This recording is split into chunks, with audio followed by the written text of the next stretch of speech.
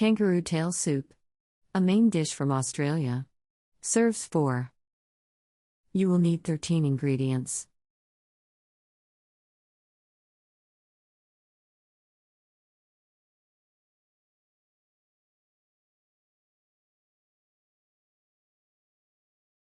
Step 1.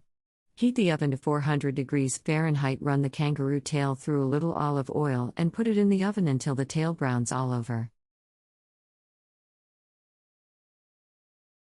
Step 2. While the tail is browning, wash the vegetables and dice them very finely. Keep each vegetable in a separate pile. Melt the butter in a pot and fry the onion. Then add all the remaining vegetables, one at a time.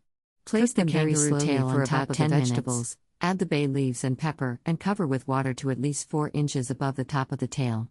Bring to a boil, then reduce to a simmer. Cook until the meat comes off the bones easily. Culture, countries, season to taste and serve with lots of